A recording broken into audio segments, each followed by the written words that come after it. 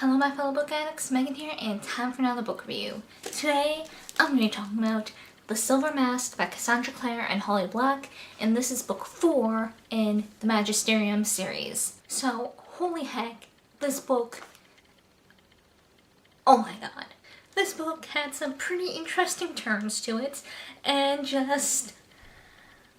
I am still kind of in shock.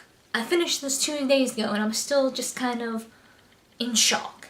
There's really not much more I can say without giving spoilers because A, it's the 4th book in the series, and I cannot form coherent sentences right now, and my thought process right now is solely on the end of the book. Because oh my god. This was an awesome addition to the series, and just based on when it ends, I am ready for the final book. I need the final book. So without further ado, I'm going to go into more spoiler bits, so if you have not read this far in the series yet, I suggest you click away now and come back after you catch up. So we pick up about half a year after the last book left off. Cal has been in prison this whole time. This poor kid. Every day he is interrogated, asked questions that he does not have answers for. People still think that he killed Aaron. And I want to give poor Cal a hug, cause the crap he went through. All to be broken out and brought pretty much to Master Joseph. And can I just say, I want to strangle Anastasia pretty much this whole book. I can understand her up to a point. She lost one of her sons. She lost Jericho. Jericho, am I saying his name right? Probably not. That's how I've been reading it, so that's the way I'm gonna stay with. She lost him and then lost Constantine, more or less. And knowing that Cal has Constantine's soul, gives her a second chance. But still, it's lady, just looking at the kid, he is not your son. The personality differences. Yeah, they may have some similarities, but he has no memory of being Constantine, so don't try and force him to be something he doesn't want to be. I don't know, just how sure she was, how sure Master Joseph was. I'm waiting for something to happen to her, cause karma. I'm glad that something happened to Master Joseph, cause honestly, he had it coming. And some of the logic that they had, I had trouble wrapping my head around. It's yeah, if you bring Aaron back, they'll totally love you. They'll totally forgive you. They'll totally be on our side, yada yada yada. It's I don't know if they were just lying. Even now, I can't tell, did they honestly believe this? Or were they lying to try and manipulate Cal? I'd like to think they were just trying to manipulate Cal, but then it's looking back, did they honestly believe that themselves? Death is scary. Death is horrifying, but the idea of someone being dead then coming back is also kind of terrifying. Cause it's how can you be sure that you're really bringing that person back? How are you sure that this is this person or all of that person? Aaron and him being brought back is the perfect example. He wasn't himself. There was something off about him. I don't know if I'm just dense or if Cal somehow figured out what was wrong. I couldn't imagine what was wrong other than maybe there is too much chaos embedded in Aaron from bringing him back, or maybe that bit of Cal's soul that he gave to bring Aaron back messed things up.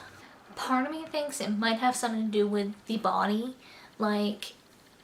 bringing Aaron back, he wouldn't be able to go into his old body because there's something wrong with the body. The body is dead, the body is done, so the soul can't properly anchor himself in.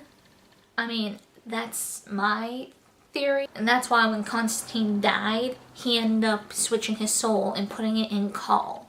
He had to have a new body, possibly a younger body. A new body, an infant or a baby.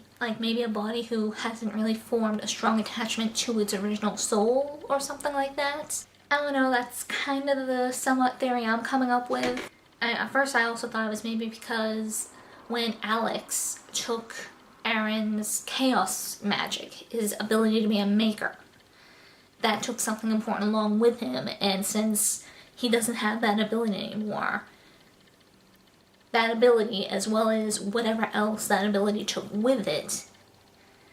And maybe that was like messing him up.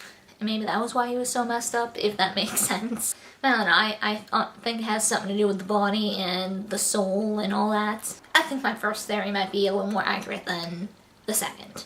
The Assemblyman Graves, I think it was, I'm blanking on the name, horrified me when he was suggesting that Call sacrifice himself for everybody. Like, I understand greater good and all, the life of one or two is not as important as the life of many. If Alex isn't stopped, you know, many people will die, many people will suffer. Meanwhile, if Call took him out and him in the process, things will be better. You know, less death and less suffering. But still, he is telling a literal child, 15, yeah, he's 15, but he is still a freaking child. He is a minor, telling this child to sacrifice himself, especially after the treatment they put him through.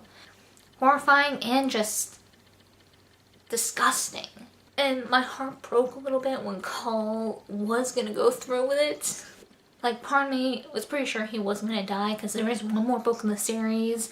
I haven't read it yet, but I know it's out. I'm waiting for a copy to be free at the library. But yeah, it wouldn't make sense if he died. And when Eren gave up that little piece of soul that Cal gave him, my heart was breaking all the more, because they lost Eren twice now. Like, yeah, this Eren that came back isn't exactly the Eren that they grew to be friends with, but he is still Eren to a point, and it's like, that's still heartbreaking. And just like, my heart, my poor heart. And it makes me wonder what the hell the Assembly and the other mages are gonna do with Call now. Like, yeah, everyone knows that he is Constantine Madden Reborn now. So are they gonna put him back in a prison? Are they gonna lock him back up? Are they gonna try and bind his magic somehow? What are they gonna do with him? Or are they gonna try and pretend that things are all fine and dandy since he did save them all? And he was willing to sacrifice himself to do it. And while he may have Constantine's soul, he's in a way not Constantine since he doesn't remember anything. So it's like, are they gonna be willing to let bygones be bygones and let him go back to the Magisterium? Are they gonna give him a second chance or what? And just that ending brings up so many more questions. Like, Cal hearing Eren in his head. Does he have Eren's soul in him now? And if so, what does that mean? What's gonna happen? Is he gonna try and transfer Eren's soul out of him into another body? What is gonna go on? Oh my god. And then Alex. Alex coming back from the void as a devoured of chaos. Just, oh my god. The ending of this series is gonna be so intense between Eren's soul potentially being in Call's fate in general, and then throw in a devoured of chaos. And one like Alex, who has this big vendetta, who is bitter, it's gonna be intense, especially since he's bringing back everything that has been sent to the void in this series so far, from my understanding. The elementals that Eren and Cal sent in, the Chaos Renin, just holy crap. There's so much that's gonna happen. I don't know how long the last book is gonna be, but all the books in this series so far have been roughly the same length. So I'm imagining that it's gonna be action-packed and just all the things happening. And I am so ready for it. Oh, before I wrap up, I thought it was really cool how they got to see from Constantine's brother's point of view, you know, them finding his journal. And it made my heart go out for the poor kid. You know, since Constantine was revealed to be a chaos mage, he, once agreeing to be his counterweight, is just kind of a tool. He is just, Constantine's counterweight. He's no longer Jericho. He is no longer Constantine's brother.